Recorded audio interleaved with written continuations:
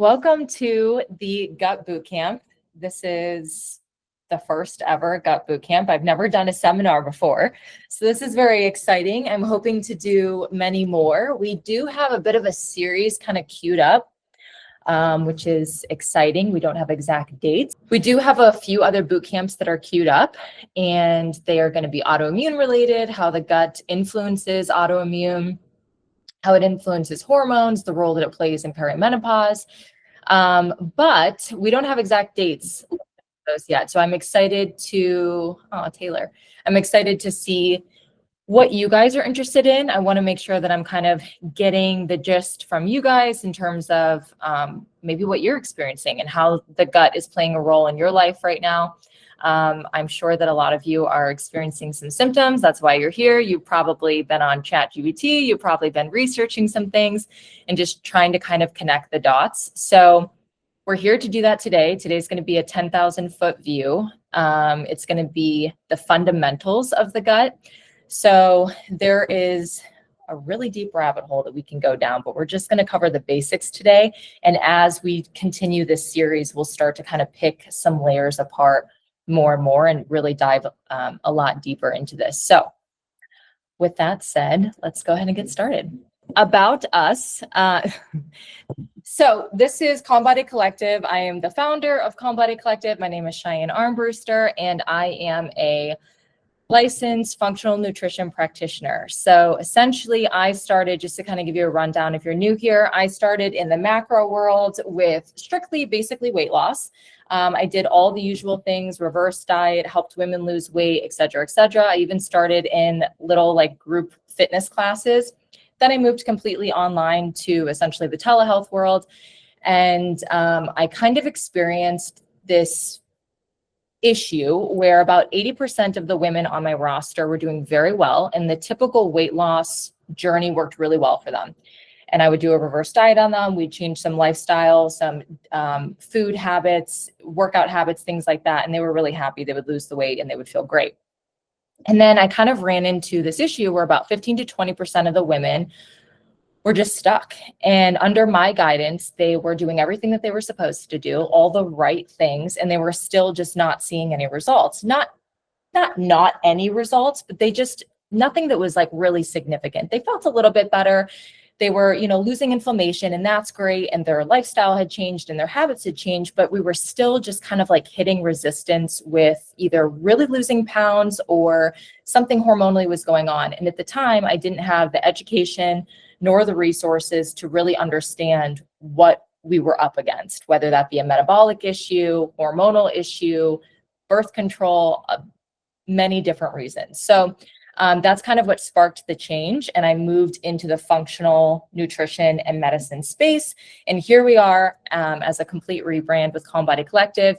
You're going to see Caroline a lot. She handles the entire back end.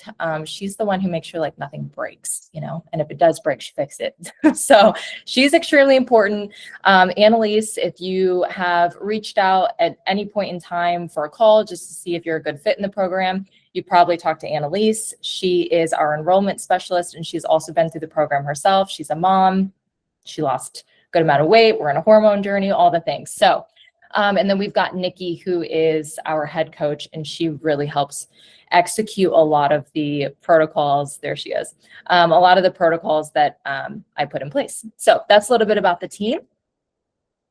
And let's go ahead and get to the framework. So we have got about a 7-phase gut framework. We're going to start with the foundations. We're going to go through triggers. We're going to go through symptoms, the mechanics of the gut, how it works, the healing phases, lifestyle, and testing. All right, so gut 101, understanding the foundation. So the gut is your second brain, and it touches every system in the body. It is like a 30-foot intestinal tube, essentially, that's running through your body, and it influences everything: your hormones, your mental health, anxiety, depression, your fertility, endocrine system, skin, everything, right? So it's really important to understand the role that it plays, how significant it is, and that it truly does touch everything. What is gut dysbiosis? So you're going to hear this word a lot, dysbiosis. And I don't know if a lot of people know, what does dysbiosis mean? It's just a big fancy word for imbalance. It's when your good bacteria and your bad bacteria along the way, somehow they've gotten something tipped the scale, and maybe your good guys, your good soldiers, you're going to hear me talk about that a lot, the good soldiers, maybe they're compromised in some way, they've fallen, they're weak, they're just not as present as they should be. And that may be allowed room and vulnerability for the bad guys or bad soldiers to kind of take over and become weeds in the garden and just kind of run amok. So some sort of dysbiosis is just an imbalance, and that's going to cause symptoms, whatever those symptoms may look like for you. All right, so we've got 3 core functions of the gut. We have the barrier, communication, and conversion. So we're going to break down each one of these core functions and what they all do. And we're going to kind of start with the barrier, which is extremely important. And it's your armor, essentially. So we've got the gut barrier as your first line of defense. You've got these tight junctions here. This is a good little illustration for you here. You've got these tight junctions, and they're kind of like, they're proteins, essentially. And they kind of interlock like this. And they open up occasionally, and then they close occasionally. And the goal here is that when they're doing their job in an ideal world, they would open up accordingly to allow good nutrients from your food to pass through and into the bloodstream. That's how we kind of absorb our nutrients. And then in an ideal world, they would close and they would block out any toxic toxins or LPS fragments, as you can see here in the illustration, any unbroken, undigested food particles, proteins, things like that. It would keep them inside from passing. You don't want them passing through that barrier there. But that's in an ideal world. And sometimes that chain of command breaks down a little bit. So, all right, the gut immune communication. So we've got 70% of your immune system lives in your gut. It's really important to understand that. I'm going to touch a tiny bit here on how the gut influences and is one of the most well-researched ways that we have connected the start or trigger to autoimmune. But I'm not going to harp too much on it today because that's for the next gut boot camp. But I do want to touch on this so that you understand the significance of the influence the gut has on other systems like your immune system and your thyroid and things like that, your hormones. So 70% of your immune system lives in your gut, in the mucosal lining. And anytime those barriers that we just talked about, those tight junctions, are getting lazy and not working in some way, we're going to have toxins that start passing through. And once they hit the bloodstream, there's kind of like this cascade of events that happens.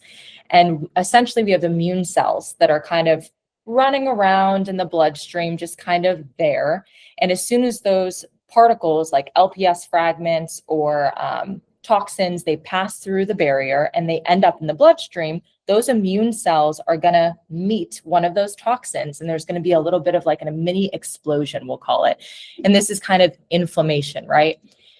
If this happened chronically over time, let's say this is kind of an issue for you where we seem to have this permeable gut and things are passing through for months, maybe years on end, which is quite common, especially in today's world. That immune activation, constantly being on red alert it's going to cause it to overreact. And that's where we kind of end up in an autoimmune situation. So the immune system is constantly like, okay, all right, we get it. There's so much inflammation. It starts to get a little overreactive and starts attacking everything. And that's where we really end up in an autoimmune situation. It can no longer decipher between what's actually a toxin, what's actually a foreign particle, and what is itself, like what is us, if that makes sense. All right, let's head into a little bit deeper of the mechanics here.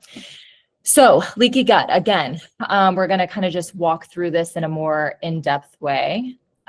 Leaky gut, we're opening up, right? We've got food particles that are going through those tight junctions. They got a little lazy. They're not really doing their job.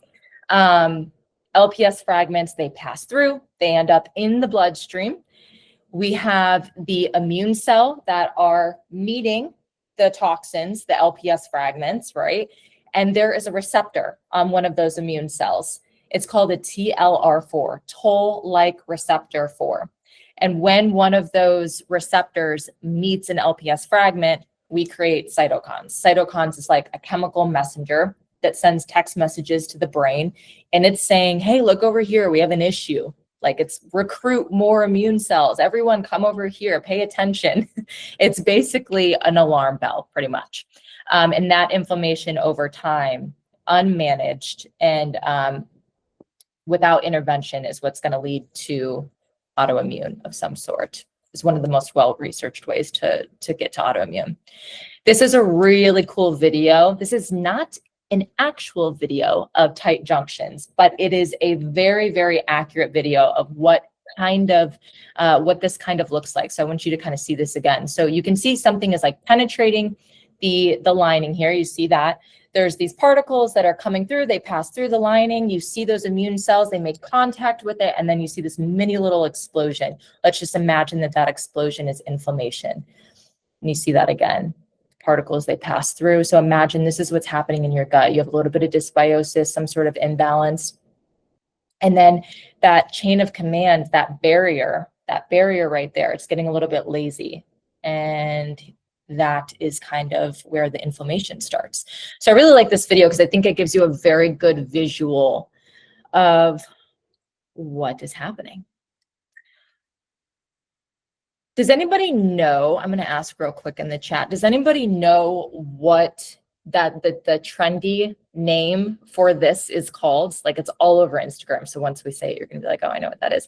But essentially, when the gut barrier breaks down and things are passing through that shouldn't pass through, that's causing bloating. Does anybody know what that's called? Leaky gut. Yes, correct.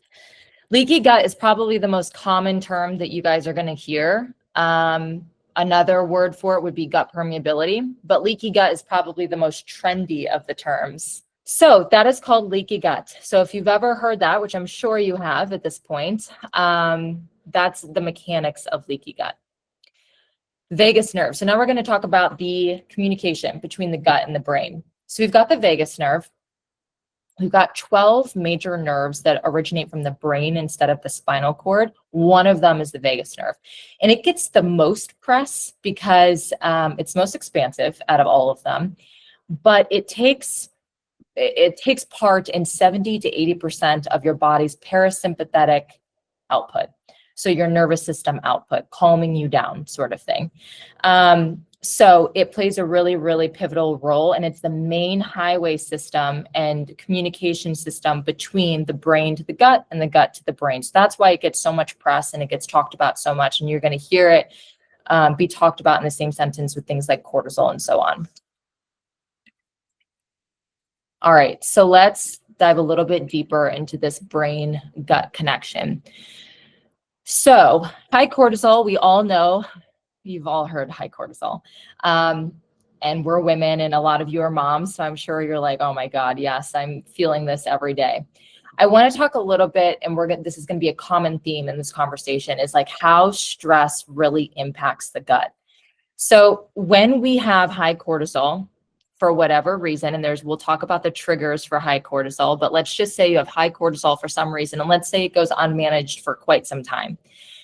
The cycle here is that high cortisol does create dysbiosis in the gut. It weakens the barrier, it weakens the defense, it lowers diversity in the gut from your microbes. So now we have the weak good guys that we really want. We really want those good guys to be strong, and now they're compromised and weak. That allows for the bad guys to kind of take over. So it creates this dysbiosis over time. And then as that time goes on, it's going to slow digestion. And this can be in the matter of days, it can be in a matter of weeks, it can be in a matter of months. It just kind of depends on the person and the severity of the stress, so to speak. Slow digestion looks like a number of different things. It looks like bloating. When you have gastric slowdown in some way, you have food that's just kind of like sitting in the gut. It has more time to ferment. It has more time to gas, and that's going to create that bloating for you. You're also going to have constipation, right? Slow motility in general, you're going to probably end up leaning more towards constipated, and it depends on the severity of it, but that constipation in and of itself is going to cause a backup and create inflammation. And what does inflammation feed? More stress. And what does more stress feed? Higher cortisol. And what does higher cortisol feed? More dysbiosis, right? So this circle just keeps going and going.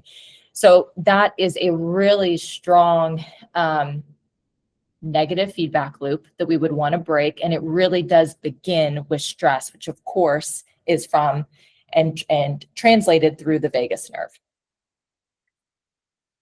Has anybody seen, I actually just want to, my girls, I swear, not that they don't believe me, but it takes them a minute to have like a real world event where I talk about this until I'm blue in the face. Like, you know, your nervous system, your cortisol, when you have bloating, when you have constipation, you could be stressed. And it always takes like this event, and then they'll come to me and they'll have this like aha moment, and they'll be like, Nicole, I believe you. They have this aha moment where they're like, oh my God, I got into a fight with my brother the other day and you wouldn't believe it. I was so bloated and I was constipated, all the things, right? So they realize once you start looking for it, you realize how strong the connection is. Has anyone noticed that, where if you have like a really emotional day for some reason, or something just really stressful happens, you will not go to the bathroom for X amount of days? Yeah, all of you popping up. I love it. I used to always say that the girls on,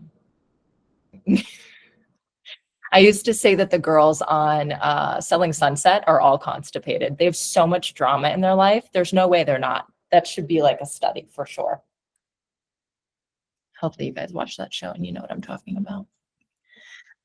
Okay, so let's move on to when communication breaks, what does this look like? So again, just taking a little bit of a deeper dive here, that gut barrier opens up. It's compromised in some way. That's your first line of defense. It's allowing toxins to pull through.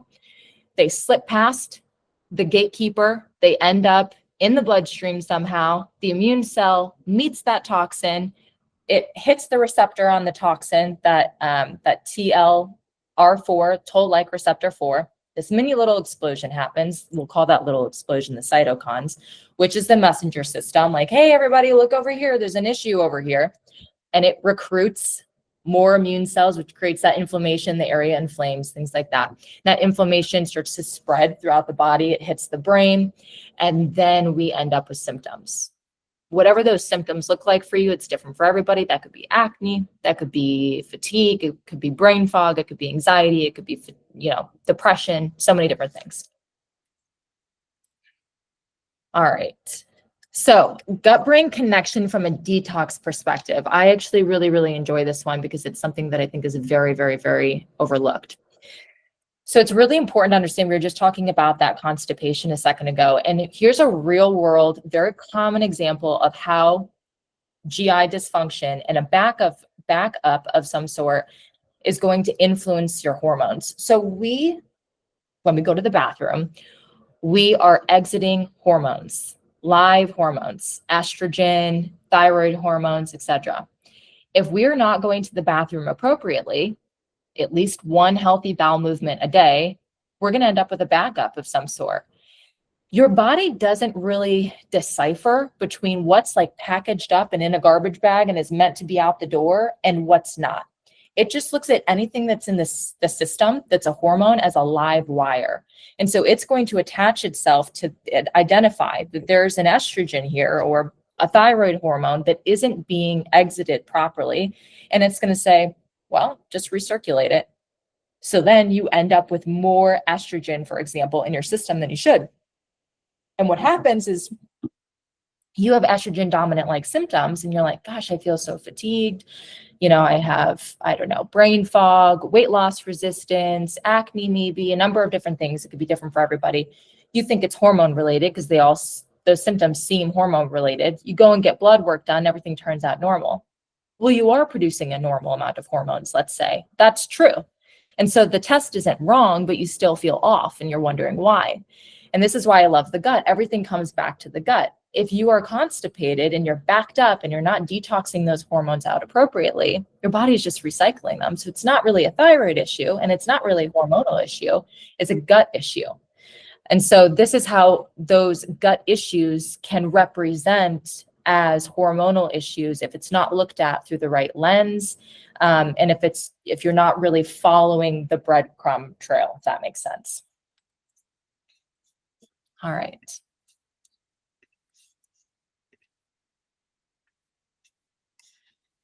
Okay, so I liked that comment just now, touching on pesticides. Not in this boot camp, but if that's of interest and you guys want to talk about that, I'm more than happy to put together a boot camp for that and maybe focus more on like micronutrients or something like that.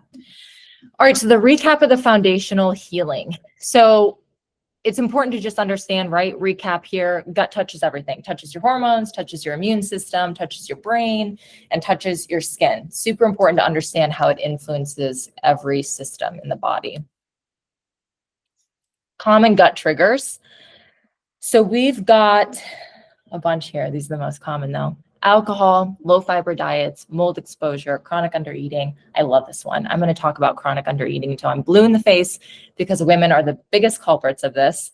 Antibiotics, including myself, I can't not lump myself into there. Birth control, chronic stress, medications, processed foods.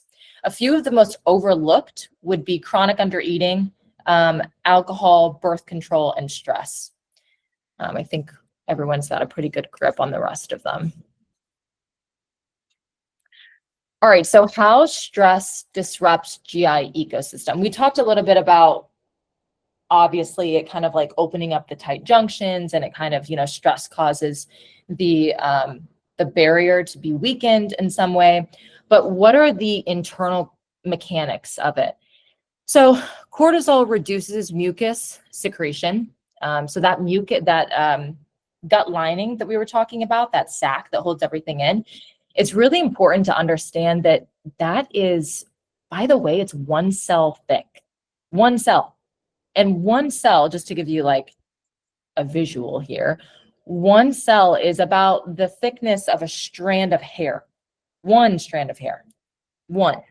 So that just goes to show you how fragile that barrier really is, right? But it plays such an incredible role. So it's important to understand that lining, that barrier is also lined with mucus, and that mucus is what holds most of your immune system there.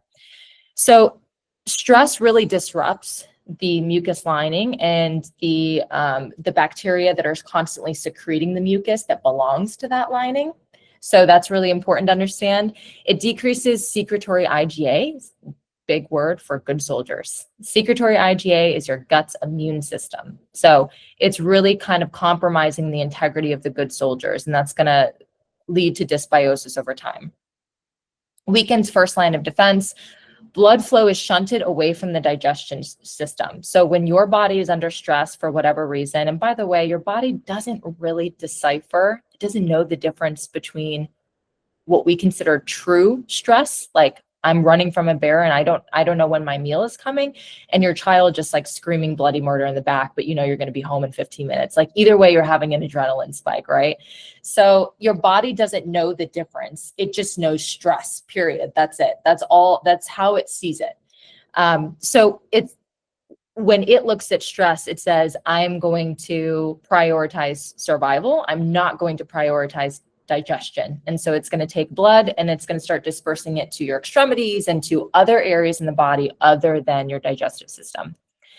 And then cortisol alters the microbiome, which of course maintains the barrier. So altering the microbiome, meaning losing the integrity of the good guys, not feeding that diversity. As soon as you have lack of diversity, your microbiome as a whole is vulnerable, and that's when the barrier gets vulnerable. And then, of course, we know the chain reaction from there, right? All right, so alcohol disruption. I feel the need to pull this one in. So I think that most of the women I work with are not really big drinkers. But it's important to know just the side effects of just one, like what happens when you just have one drink. And that's not to say that you can't drink, but I would rather you just understand like what happens in the immediate. So alcohol immediately makes the gut lining permeable. It makes the tight junctions become drunk a little bit, shall we say. They become a little bit lazy, and we start letting through that barrier pretty quickly here. Here's a pretty good illustration of what that looks like. You can see that gut lining and the junctions are like nice and tight, and they're fitting right next to each other. And then you can see where they get a little disjointed here, right? We've got some gaps, and then you can see some particles are flowing through to the bloodstream pretty quickly there. Alcohol is a big one. They actually use it in experiments. We used to use it on mice, actually, because it was the quickest way to make their gut permeable, depending on the research and the experiment that we were doing. If it was some sort of gut related experiment, or we were trying to get something to become as bioavailable as possible, like as quickly as possible, we would use alcohol in mice to make the gut lining permeable, to then make whatever else was coming next more bioavailable. So it's definitely like an acute and immediate reaction. Chronic undereating. I love this one, and it's so important to understand. So obviously most women struggle with getting balanced meals in. Probably the most common thing that I see when working with women, even back from like my macro days when I was just a weight loss coach, was everyone is chronically undereating. And I have to lump myself into that as well, even though I have an extreme awareness of it. And I am really on myself about like how many hours has it been. And I have to say my metabolism kicks in pretty quickly. Like I'm like a car on the side of the road with no gas. Like I'm not going to go much further if it's been more than like 4.5, 5 hours without food. But busy days, add kids into that, add work into that, you just keep stacking responsibilities. It's easy to go several hours without food. And I understand that, but really understanding like what does chronic undereating do to the GI system? Very, very, very important to understand here. So I have a little like cascade of events to show you here. So chronic undereating is going to cause blood sugar instability. And we hear cortisol a lot, but I don't know that anyone really understands like what is cortisol's main job? What is it like? What's its sole purpose? What is it trying to do? Cortisol's entire purpose is to regulate blood glucose. Like that's it. That's its like number one priority is stabilize blood glucose. So if you are chronically undereating, you're probably going to have low reserves of glycogen. We store glycogen in our muscles. Glycogen is essentially what we would get from eating carbs. So if you're a low carb girl, this is for you. We eat food. We take some of the food, use it for immediate fuel source, take the other part of the food, give it in reserves. We put it away for storage. And that storage is typically in our muscles. So if we're chronically undereating, our body is going to immediately start scavenging all over to try and find glycogen reserves and utilize them as raw materials for energy to be able to get that blood glucose back to a healthy level. Because again, that's its primary focus, is just getting blood glucose back to a healthy level. So if we're chronically undereating, we're going to have these massive blood sugar crashes. Cortisol is going to come in. It's going to start grabbing for those raw materials. Quick, we got to get blood glucose back to a normal level. You're likely probably going to go several hours without food, which obviously created that crash. And then because you went several hours without food, you're probably going to smash on a large meal. And of course, that large meal is going to cause a spike, which inevitably is going to cause a crash afterwards. Then you kind of end up with this situation with blood sugar throughout the day, right? And that creates a lot of instability. That in and of itself is going to slow motility, which is going to disrupt the microbiome, which is going to cause bloating, right? We know this cycle, which is going to cause constipation, right? That inflammation causes constipation, and then that inflammation feeds the stress circle even more. So chronic undereating is a really big one. Another thing that I want to preface with chronic undereating is when you slow down the GI, the motility of the GI, we like to keep a pretty good pace with, like your GI should have a good tempo. It's like a conveyor belt. And it knows that it needs to get that meal, that breakfast that you ate out of the way and out the door, because it knows another meal should be coming in about like 3 hours or so, if you have it on a pretty good clip. Let's say you don't though. Let's say you eat that meal and then you don't eat again for like 8 hours, 7 hours. I don't know. You got busy, right? it doesn't feel the need to get it out of the way. It's kind of like, well, I don't know, nothing else is coming down the line, so we'll just keep working on it. But that gives it more time to sit in the gut and ferment and gas and all the things. And if you do that for a while, that's your habit, you do that for quite some time, you're training the body to just let the food sit there, which is going to cause a lot of gassing and fermenting and bloating. So from a two-way street here, from a cortisol perspective and a blood sugar perspective, and then from like the GI tract is just not moving at a good pace, and we're not getting things out in time because it doesn't think anything else is coming down the line. Both of those things are going to create dysfunction in some way and bloating and inflammation. Is everyone with me so far? I know that was kind of a lot in that slide, but does everyone understand that? Love it. Okay, cool. Yay. All right. All right, let's go through birth control. Big overlooked one. So oral contraceptives over time can increase leaky gut, permeability, things like that.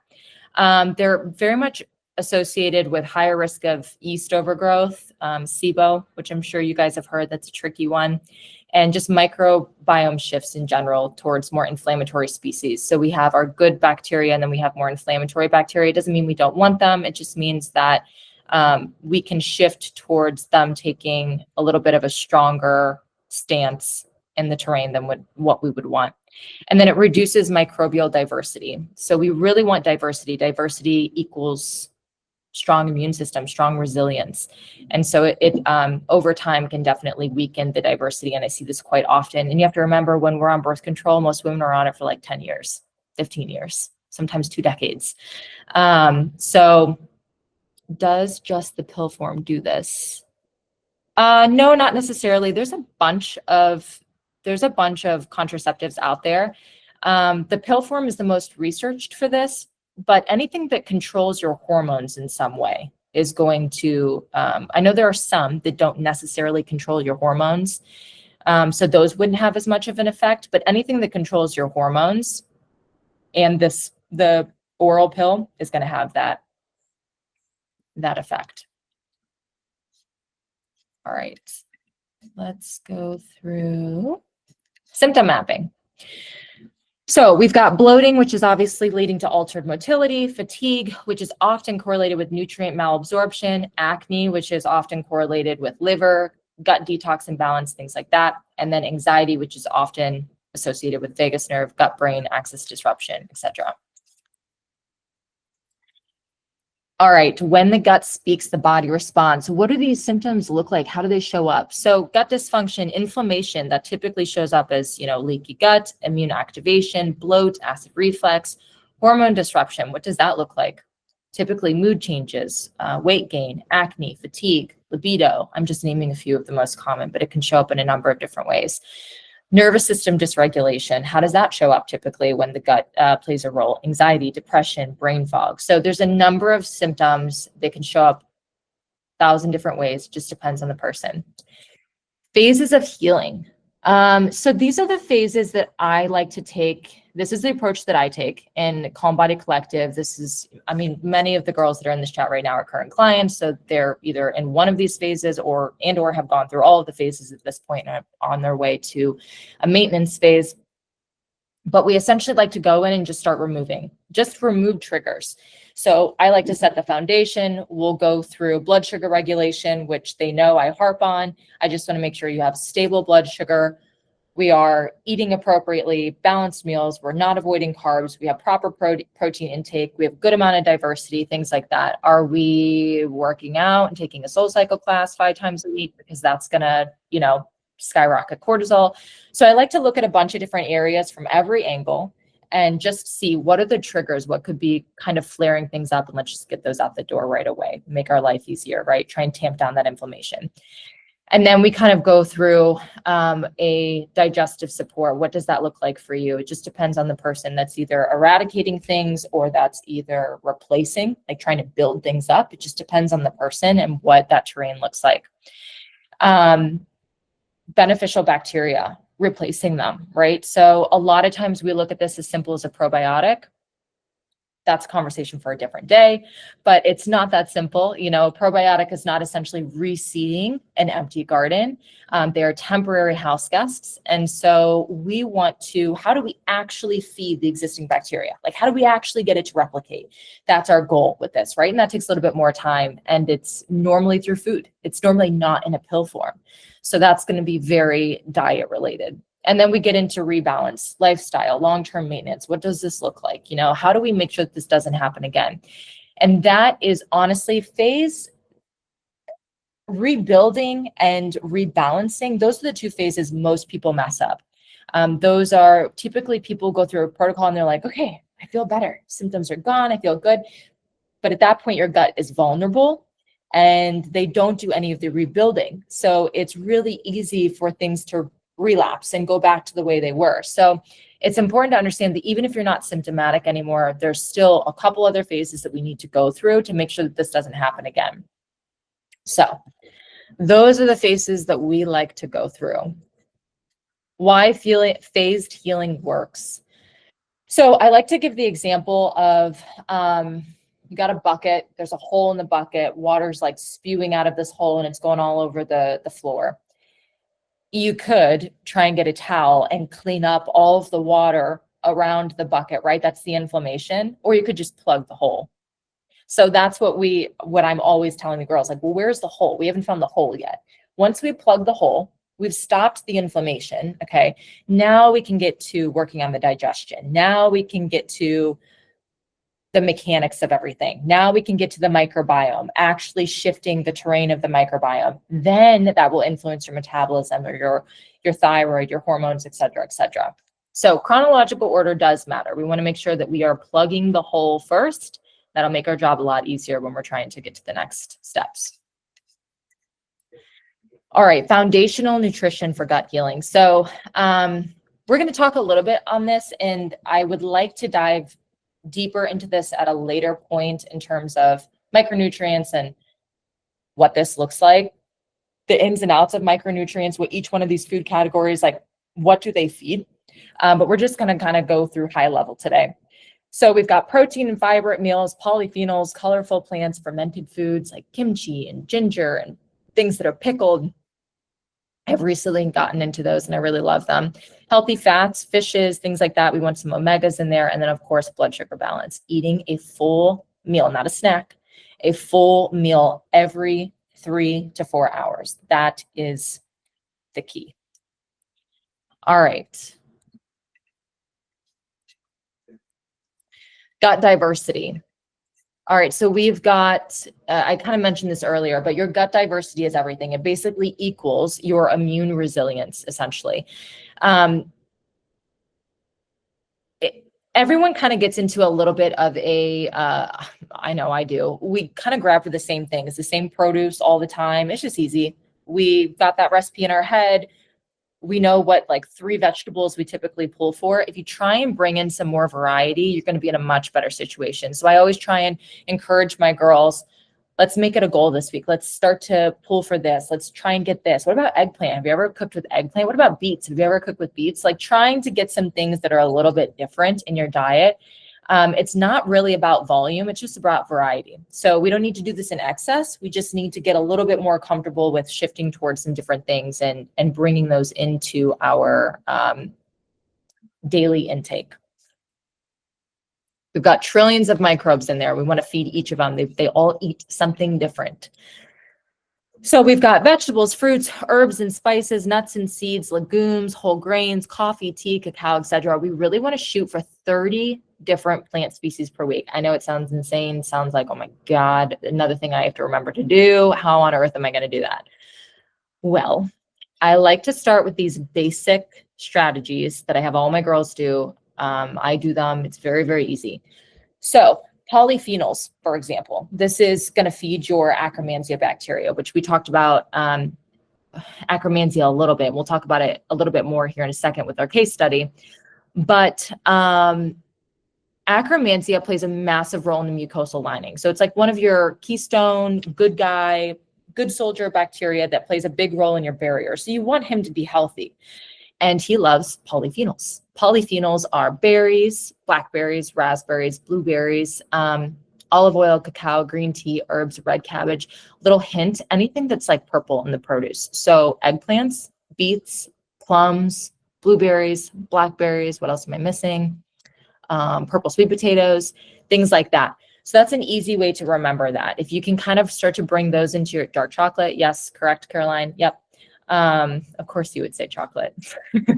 Those are all polyphenols. Resistant starches. Resistant starches I could be much better at as well. I used to be really good about it, and then I kind of fell off. But these would be cooked and then cooled. So you would cook like a jasmine sweet potato, for example, cool it, rewarm it. That is a resistant starch. It changes the molecular like compound essentially, and they become resistant starches. Green bananas, lentils, oats, etc. Those are great for butyrate producing bacteria. Butyrate is another guy that feeds that mucosal lining. We like him, we want to feed him, and these are the foods that he likes, if that makes sense. Rotate your plants, change out your greens, mix your berries. Here's an easy one. I do like a yogurt parfait almost every day. Instead of just doing berries, like blackberries in it, I just do mixed berries right there. You've got 3 additional species that you didn't have before just from doing mixed berries. When I do nuts, mixed nuts, just do mixed nuts rather than just almonds. Right there, boom. You've got like 4 to 5 more species, right, than you did before.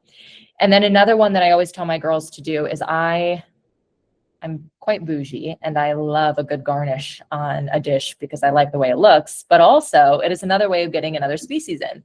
So what I tell my girls to do is take, when you go grocery shopping, grab some parsley, grab some green onions, grab some cilantro, grab some dill. And when you get home, chop it up, get a glass container, throw in all 4 corners of that container those different herbs. And then every time you make a meal, whether it's eggs, a salad, some steak, who knows, open that thing up, choose your garnish of choice, sprinkle that over. That's a quick way. You do 3 or 4 of those in a week. That's a quick way of getting in more species right there with not a whole lot of extra work. So if you wanted to try something right now, like start implementing something right now that would be gut friendly, diversity would be key. And this is where I would start for sure. All right. Any of my girls that are in here right now that do that, can you give a thumbs up if you're doing that? I know Nicole, Nikki. Nice. I love it. Good deal. Okay. Lifestyle supports. So we've got quality sleep, nervous system regulation, breath work, gentle movement, sunlight. These are all things that are going to help with gut repair, right? So anything that is, there's a couple of different ways to stimulate your vagus nerve. I was actually just talking to someone about this the other day. We want to do things that are not via stress. We want to do things that are more somatic. So more calming. We want to be in rest and digest, not in fight or flight. There are other ways to stimulate the vagus nerve that are a little bit more agitating, like cold plunges and things like that. But we are on the side of like woosah. So breath work, sunlight, grounding, barefoot out in the grass. It's a little tough to do that if you're in Ohio right now. Quality sleep, etc. All right, testing. Love a good test.